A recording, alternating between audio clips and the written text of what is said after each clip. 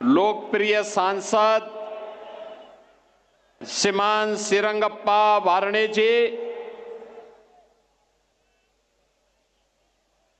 भोसड़ी विधानसभा क्षेत्र से भारतीय जनता पार्टी के महायुति गठबंधन के उम्मीदवार श्री महेश दादा लांगे जी,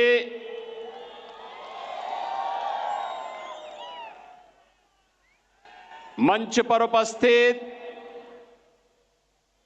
श्री ज्ञानेश्वर लांगे जी, श्री योगेश बहल जी,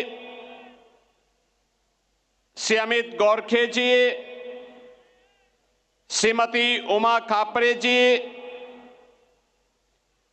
श्री जयद्रथ परमार जी, श्री प्रदीप सिंह जडेजा जी, मंच पर उपस्थित भारतीय जनता पार्टी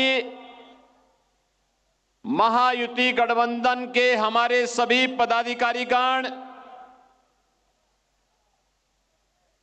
भोसड़ी विधानसभा क्षेत्र से जुड़े हुए मेरे सभी उपस्थित बहन और भाइयों, प्रथम पूज्य श्रीमंत दगड़ू सेठ गणपति बप्पा की इस पावन धरा को, भोलेश्वर महादेव की इस पावन धरा को कोटि कोटि नमन करते हुए आप सभी का इस उत्साह के लिए मैं हृदय से अभिनंदन करता हूं, स्वागत करता हूं। बहनों और भाइयों, महाराष्ट्र के अंदर यहां पर नई सरकार बनाने के लिए चुनाव चल रहे हैं। चुनाव में फिर से दो पक्ष हैं। एक पक्ष प्रधानमंत्री मोदी जी के नेतृत्व में महायुति गठबंधन का महाराष्ट्र के अंदर श्री एकनाथ शिंदे, श्री देवेंद्र फडणवीस, श्री अजीत पवार, श्री रामदास अठावले, ये सभी प्रधानमंत्री मोदी जी के यशस्वी नेतृत्व में महाराष्ट्र के अंदर महायुति का नेतृत्व करते हुए आपके बीच में है। प्रधानमंत्री मोदी जी ने पिछले 10 वर्ष के अंदर एक नए भारत का निर्माण सबका साथ और सबके विकास के भाव के साथ किया। विकास सबका, सुरक्षा सबको, तुष्टीकरण किसी का नहीं। एक तरफ भारत को जोड़ने वाली ताकतें महायुति गठबंधन के साथ, एक भारत श्रेष्ठ भारत के रूप में, और दूसरी ओर महाअगाड़ी के रूप में महाअनाड़ी गठबंधन। ये महाअनाड़ी इसलिए है, न नीति है, न नियत है और न निर्णय लेने की सामर्थ्य ही। इनका नारा भी है सबका साथ, लेकिन परिवार का विकास। एकजुट होकर के कांग्रेस के उस खानदानी सामंती परिवार का विकास करना जो भारत के हित के बारे में कभी नहीं सोच पाया। याद करिए भारत के विभाजन की त्रासदी। बहनों और भाइयों, कांग्रेस का नेतृत्व 1947 में चाहता सत्ता की लोलुपता नहीं होती, भारत का विभाजन कभी नहीं होता, कभी नहीं होता। निर्दोष लाखों हिंदू नहीं काटे गए होते।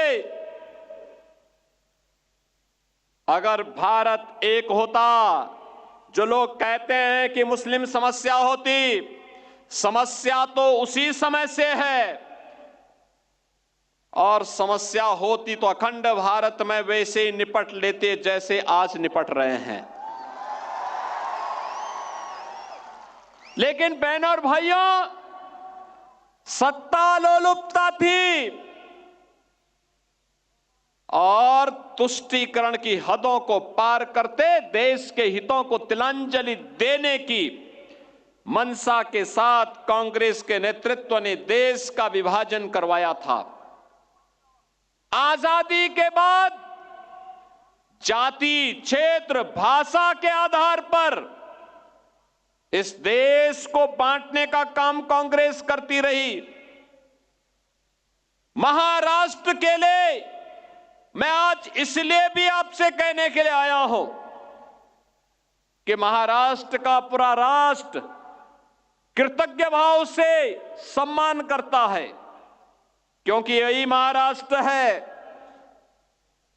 स्वराज की स्थापना कैसे होनी चाहिए, हिंदवी स्वराज के संस्थापक छत्रपति शिवाजी महाराज ने महाराष्ट्र की धरती से करके दिखाया।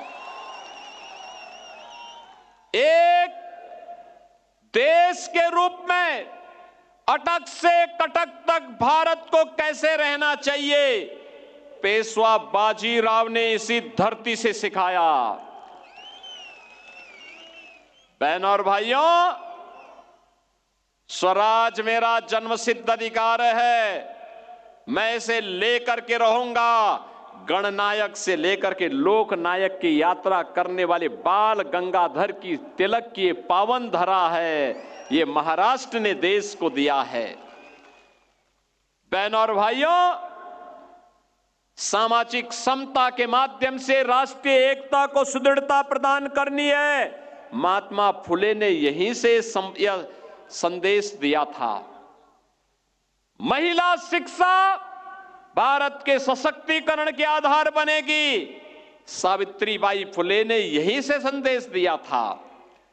1857 की क्रांति एक क्रांति नहीं, भारत का प्रथम स्वातंत्र समर है। वीर सावरकर इसी धरती की उपस्थिति, जिन्होंने 1857 के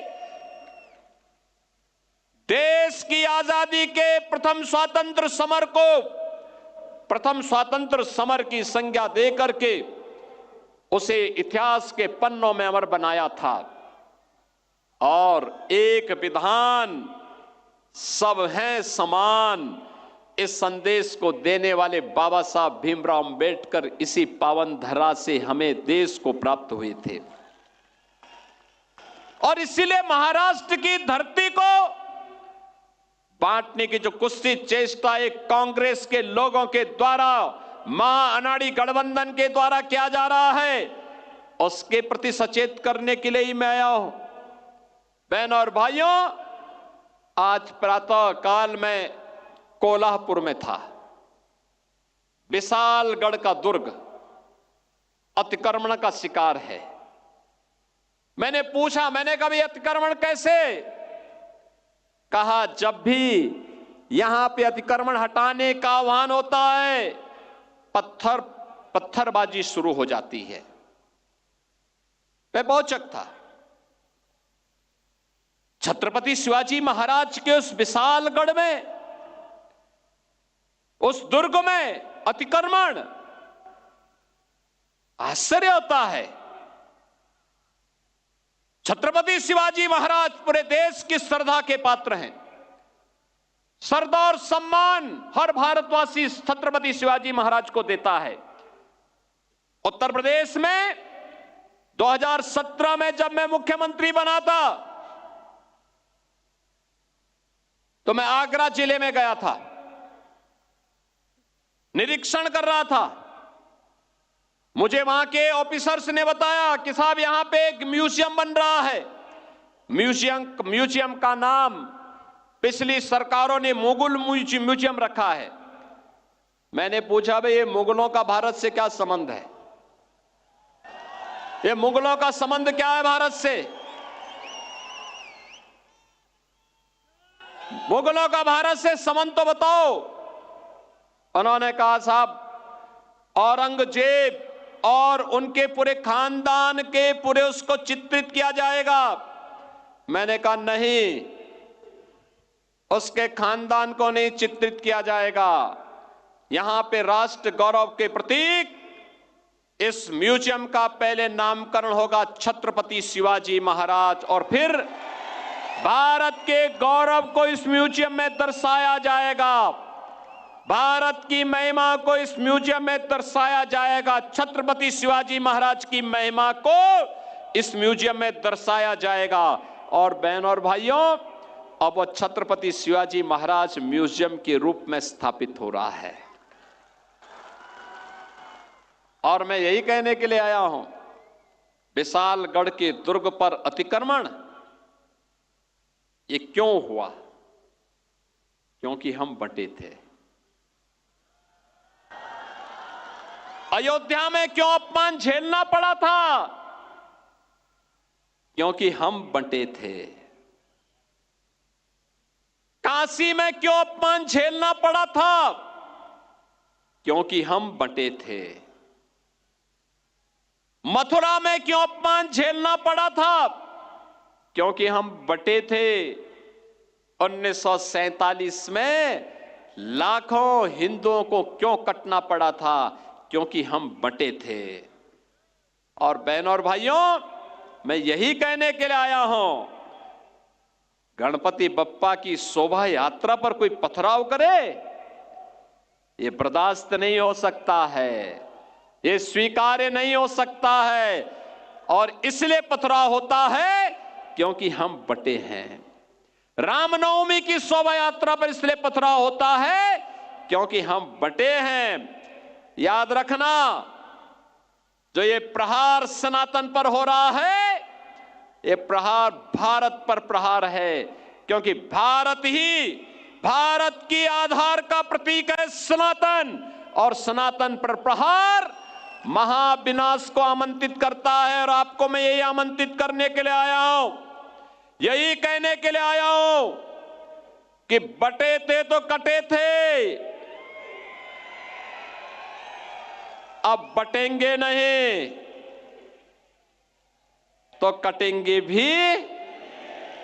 एक रहेंगे, सेफ रहेंगे। एक रहेंगे तो सेफ रहेंगे। और इस भाव के साथ आज हमें कार्य करना है। अब नया भारत है, आपने नए भारत को देखा होगा। 2014 के पहले मैं देखता था, जब कांग्रेस नेतृत्व की यूपीए की सरकार थी, बहनों और भाइयों, पाकिस्तान भारत के अंदर घुसपैठ करता था, लगातार घुसपैठ करता था, आतंकी वारदात को जन्म देता था, नई नई घटनाएं घटित होती थी, और हम लोग संसद में आवाज उठाते थे। श्रीरंगप्पा वारणे भी उस समय हमारे साथ सांसद थे। हम लोग संसद में आवाज उठाते थे, आतंकवाद को रोको। लेकिन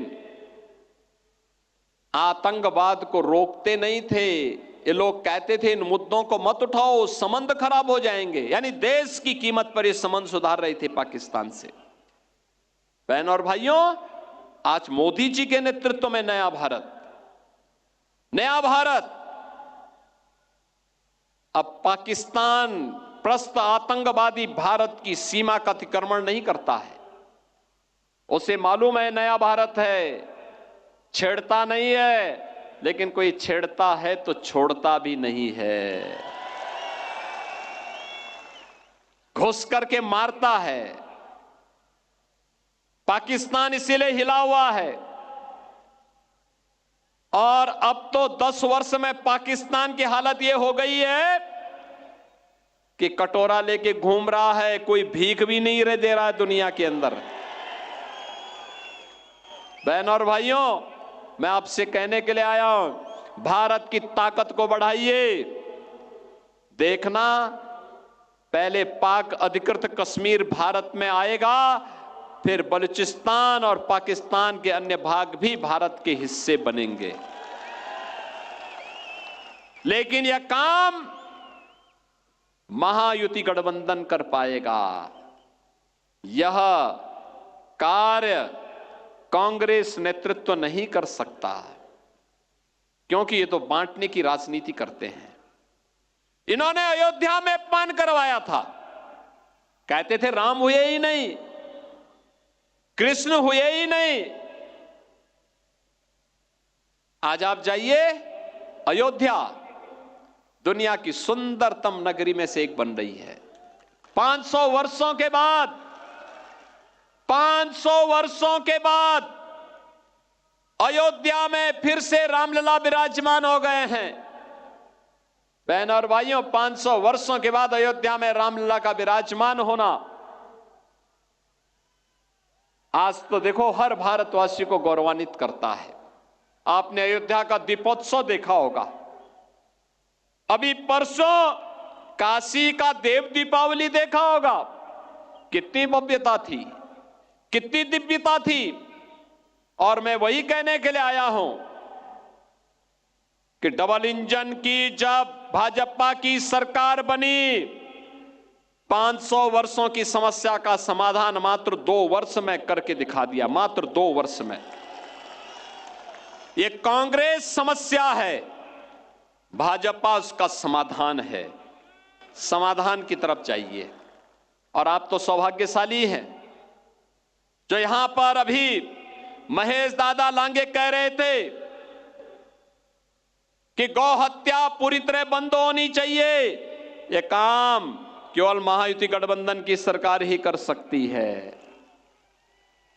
छत्रपति शिवाजी महाराज के गौरव के अनुरूप महाराष्ट्र का निर्माण केवल महायुति गठबंधन ही कर सकती है। ये बांटने वाले लोग नहीं। हमें फिर से एकजुट होकर के एक भारत श्रेष्ठ भारत के प्रधानमंत्री मोदी जी के आह्वान पर एकजुट होकर के कार्य करना है। और इसी आह्वान के साथ आज मैं आपके पास आया हूं। 10 वर्ष में बदलते हुए भारत को आपने देखा होगा। सुरक्षा भी है तो समृद्धि भी है।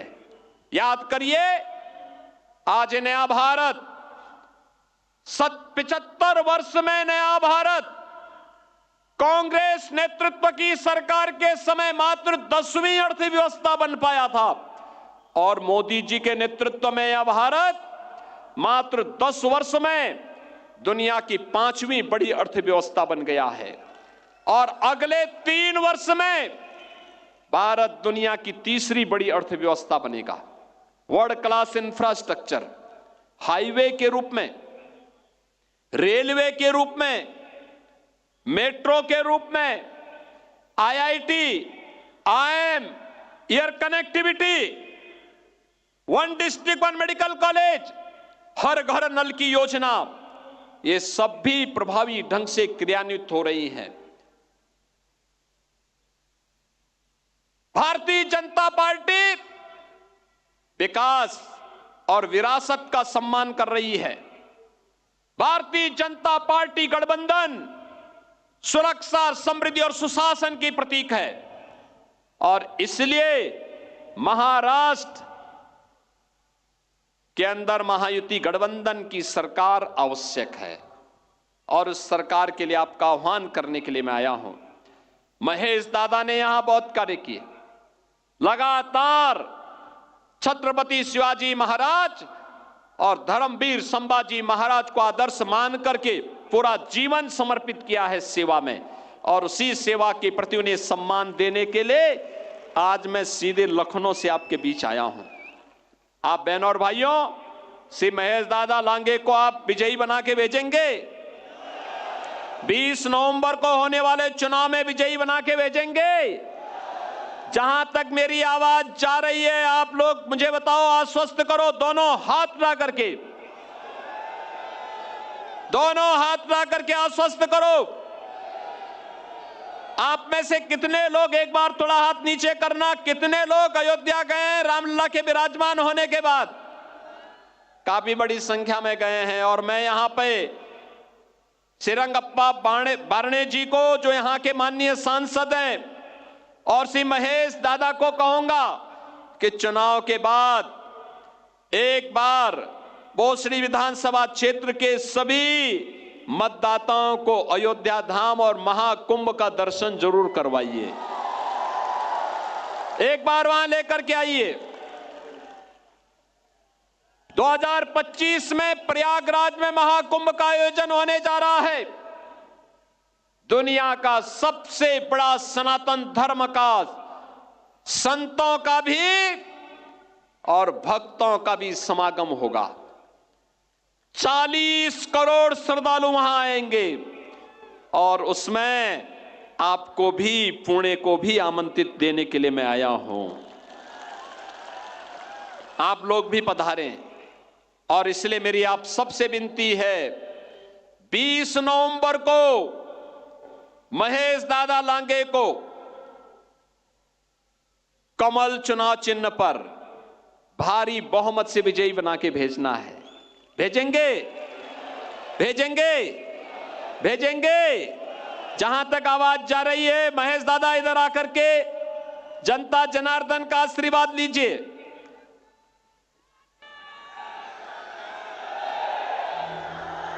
आवाज, जहां तक आवाज जा रही है, दोनों हाथ ला करके, दोनों हाथ ला करके मेरे साथ बोलेंगे, भारत माता की, भारत माता की, छत्रपति शिवाजी महाराज की, छत्रपति शिवाजी महाराज की, जय श्री राम, जय जय श्री राम। आंखों से अपनी लुट रहा ये चमन, अपना वतन। आंखों से अपनी